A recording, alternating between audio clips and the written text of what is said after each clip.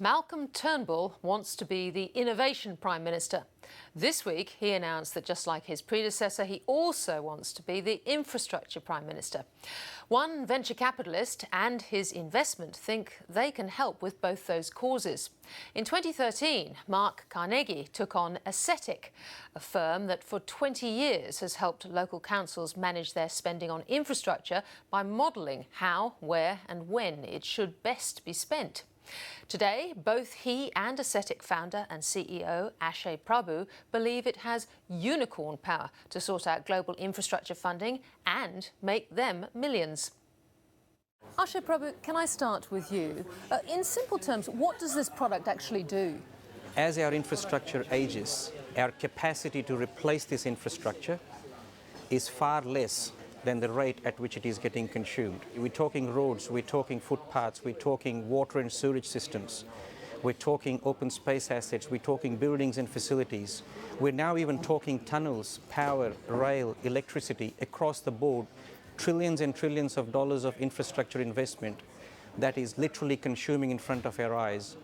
The time has come to spend money more intelligently so we can plug this issue of infrastructure gap. And that's what the software does. So let me turn to your venture capital investor, Mark Carnegie. Now, Mark, I'm curious about this because you've got quite a high bar for those that you actually go for. What attracted you to this? Because essentially it's a set of algorithms, isn't it?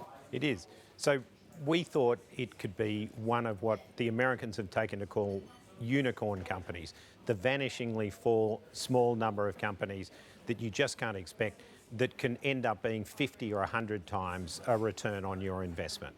And as people say, the important thing to start with in venture capital is look at the size of the market and try and understand whether the number of zeros are big enough to actually justify your investment.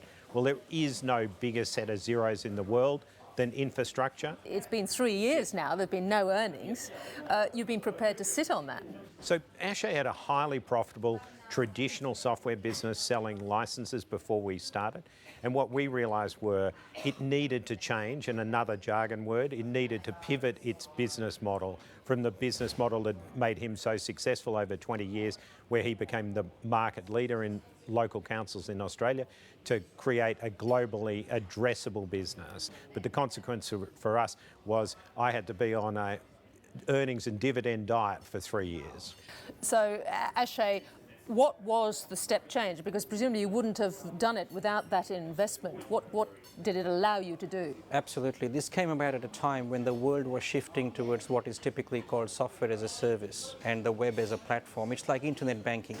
It allows us to connect communities. It allows us to benchmark asset data. It allows us to reduce these infrastructure gaps by simply sharing data between different organizations. It gives you the computing power that has never been there in the past in doing computations at the speed of light. So how does that, I suppose, change the value of the investment? Well, the world is heading cloud. You look at a couple of the Australian success stories, you look at Atlassian from Australia, you look at Xero from New Zealand. They are both cloud-based products now that have a market capitalization of well over $3 billion. That's what SaaS allows small companies to do, is to grow internationally with the power of the cloud and the web. And that is precisely what we are heading out to do. Now, Mark, how come there are other companies that haven't done exactly the same thing? What did you see in this particular venture? Well, the thing about it is, and you understand this as somebody who lives in the media, this was a unique combination of a directory business where it had huge amounts of information built up over 20 years about how infrastructure assets across Australia actually ran down and how you could keep them in good nick depending on whether you spent in X particular way or Y particular way, because there just weren't regulatory circumstances in other countries in the world that allowed competitors from the rest of the world to build up in the way that Akshay and Joel had built their business. And that's what we thought was the reason why A, we'd invest in it, and B, we'd give them a huge amount of time in venture capital terms to change their business model. I reckon in the space of the next 18 months to 2 years, we plan to internationally explode. It's absolutely in the crank-up phase as we speak. We have in the last 6 months acquired 7 international clients. That's been a huge success story. We've had some of the largest firms in the world now talking to us, including underground transit systems, big water authorities in the UK, and that is all because we are now software as a service as opposed to a desktop product. And Ashay, what about risks? Are there other competitors that can come in and rain on your parade? There are a number of players in this space, but they're very, very narrow in their environment, in the sense they're very road specific, or they're very water specific, or they're very energy specific.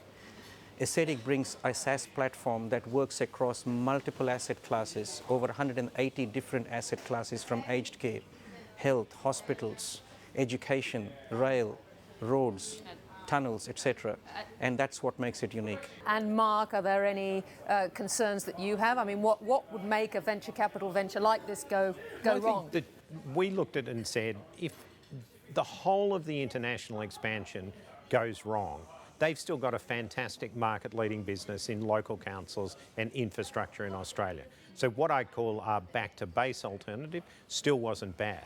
But we didn't invest for that. We invested for the fact that this can solve a multi-trillion-dollar need for the world. It had a regulatory set of circumstances in Australia that made it a really, really fantastic company. And we thought this was one of those vanishingly small number of Australian companies that really could be what Malcolm Turnbull talks about when he talks about the innovation nation that he wants us to become. Could it solve Malcolm Turnbull's problem with infrastructure investment and management? Well, I think it's certainly going to be able to solve a big chunk of the management part. I mean, we've got huge amounts of new build to happen, but in terms of making sure that we make sensible investments as a nation, yeah, I really genuinely think it will be able to help. Mark Carnegie, Ashay Prabhu, thank you very much for joining me. Thank you. Thank you.